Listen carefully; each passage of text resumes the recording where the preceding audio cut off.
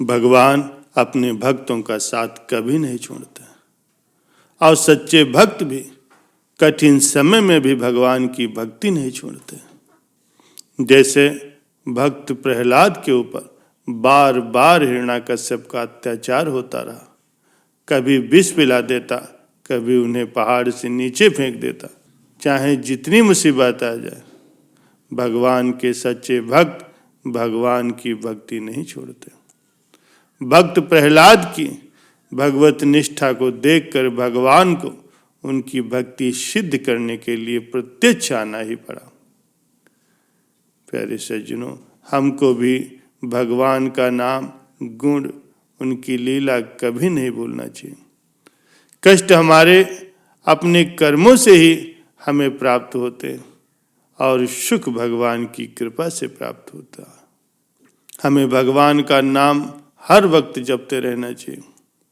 प्रत्यक्ष या अप्रत्यक्ष रूप से भगवान हमारे साथ सदैव रहते हैं। जो भक्त का अपमान करता है उसे भगवान कभी माफ नहीं करते।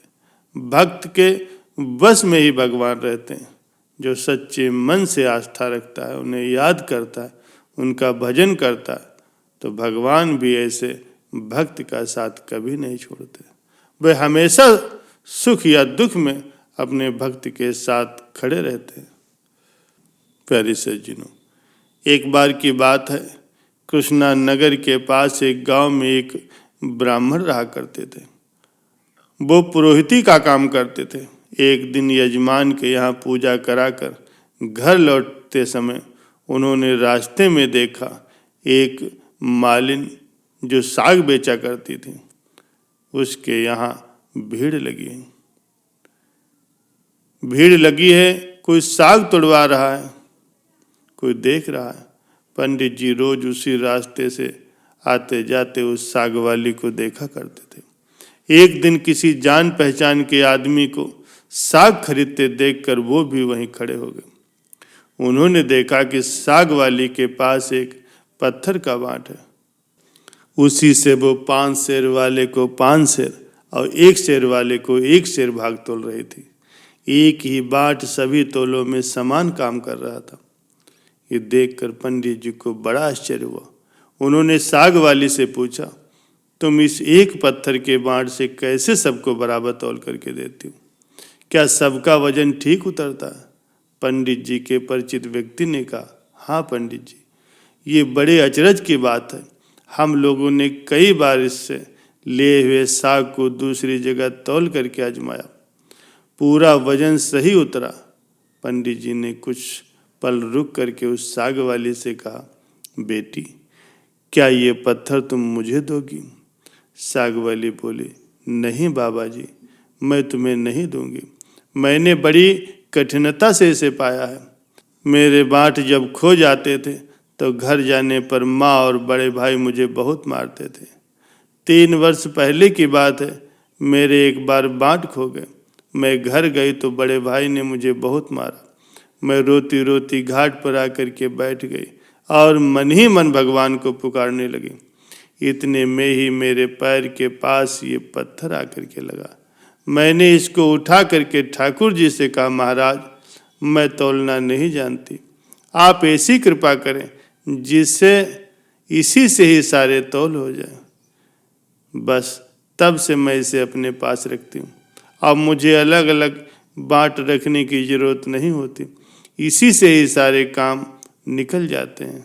बताओ फिर भला मैं इसे कैसे दूं?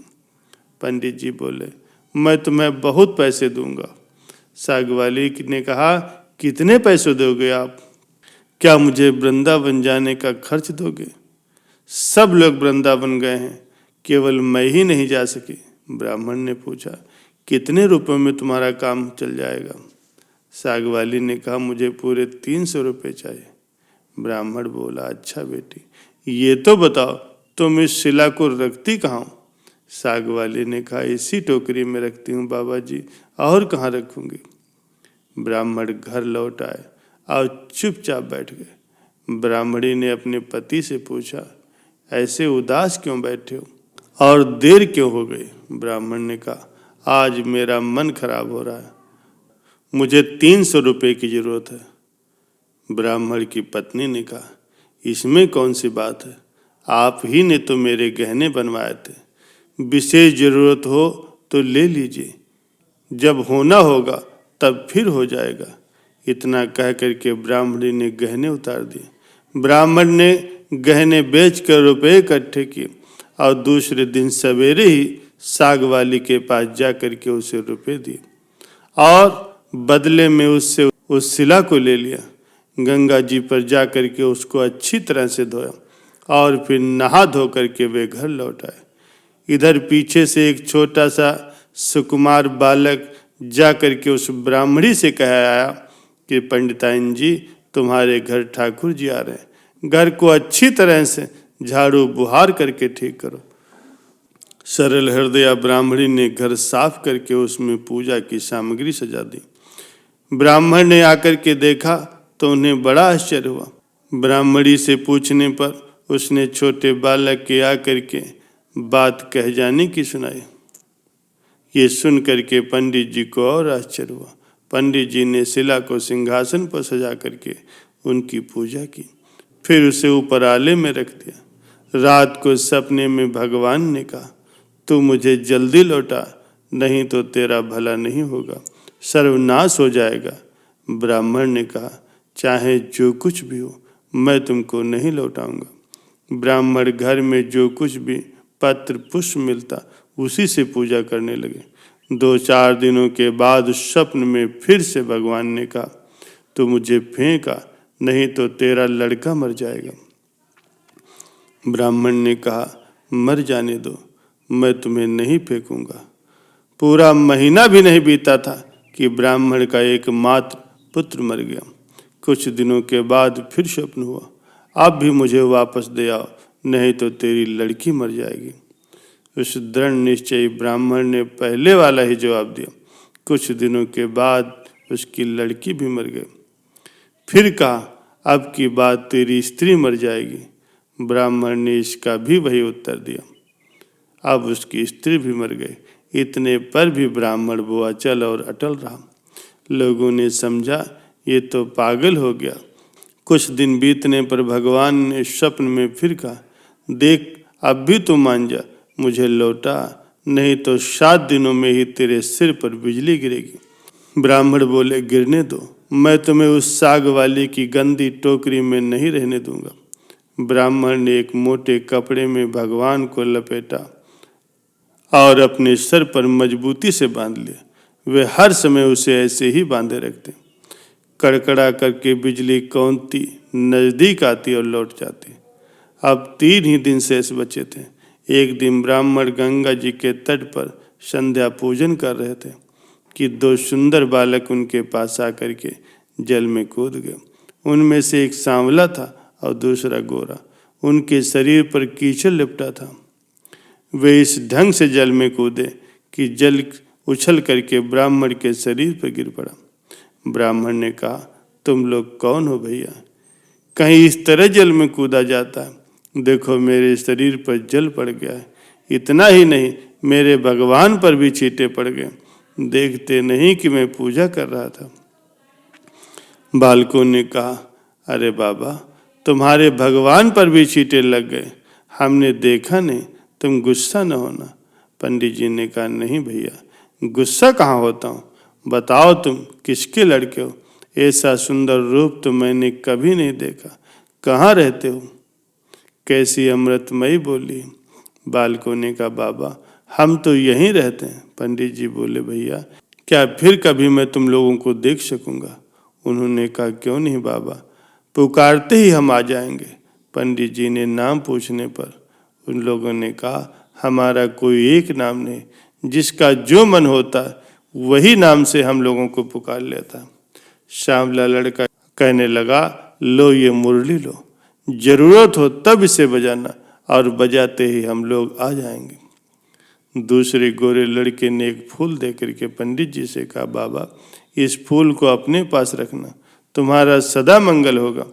वे जब तक वहां से चले नहीं गए, ब्राह्मण एक दृष्टि से उनको देखता रहा। मन ही मन सोचने लगा, कितने सुंदर हैं दोनों बालक, क्या कभी फिर इनके दर्शन होंगे? ब्राह्मण ने फूल देख करके सोचा, फूल तो बहुत सुंदर है, कैसी मनोहर गंध आ रही इसमें से, पर मैं इसका करूँगा क्या और रखूँगा भी कहाँ। इससे अच्छा है इस फूल को मैं राजा को ही दे आऊँ। पंडित जी ने जा करके वो फूल राजा को दिया। राजा बहुत प्रसन्न हुए। उन्होंने उसे महल में ले जा करके बड़ी रानी को दिया। इतने में ही छोटी रानी ने आकर के कहा, मुझे भी ऐसा ही एक फूल और मंगवा दो, नहीं तो मैं डूब मरूंगी। राजा दरबार में वापस आए और सिपाहियों को उसी समय पंडित जी को खोजने के लिए भेजा।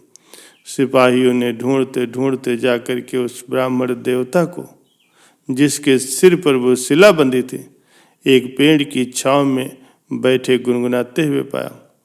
वे उस ब्राह्मण को राजा के पास लिवा लाए। राजा ने कहा, महाराज, वैसा ही एक फूल हमें और चाहिए।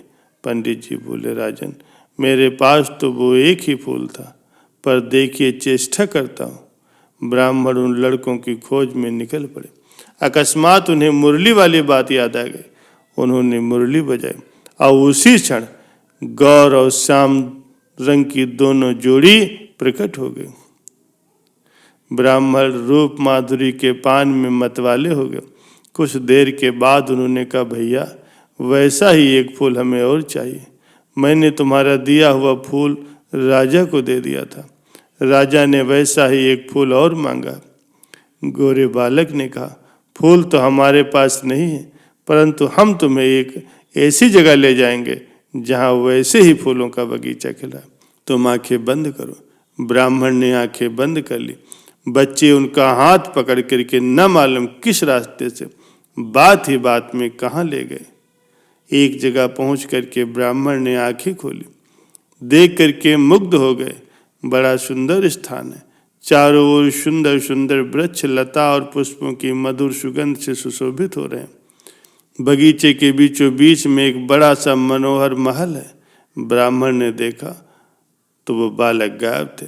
वे साहस करके आगे बढ़े। महल के अंदर जा करके देखते हैं कि सब ओर से सुसज्जित बड़ा सुंदर स्थान है। बीच में एक दिव्य रत्नों का सिंहासन है। सिंहासन खाली। पंडित जी ने उस स्थान को मंदिर समझ करके प्रणाम किया। उनके माथे पर बंधी हुई ठाकुर जी की शिला खुल करके नीचे गिर पड़ी और जैसे ही पंडित जी ने उसे उठाने को हाथ बढ़ाया, शिला फटी और उसमें से भगवान लक्ष्मी नारायण स्वयं प्रकट हो गए और वो सोने सिंहासन पर विराजमान हो गए। भगवान नारायण ने मुस्कुराते हुए उस ब्राह्मण से कहा, हमने तुमको कितने कष्ट दिए, लेकिन तुम अटल रहे। अनेक दुख पाने पर भी तुमने हमको नहीं छोड़ा, पकड़े ही रहे। इसीलिए तुम्हें हम सशरीर यहाँ ले आए। जो भक्त स्त्री, पुत्र, घर, गुरजन, प्राण, धन, इहलोक और परलोक सबको छोड़ करके हमारी शरण में आ जाता है, उसे भला हम कैसे छोड़ सकते हैं। ये देखो, ये खड़ी हैं तुम्हारी सधर्मिणी, तुम्हारी कन्या और तुम्हारा पुत्र, ये भी मुझे प्रणाम कर रहे हैं। तुम सबको ही मेरी प्राप्ति हो गई। तुम्हारी एक दृढ़ता से सारा परिवार ही आज मुक्त हो गया है।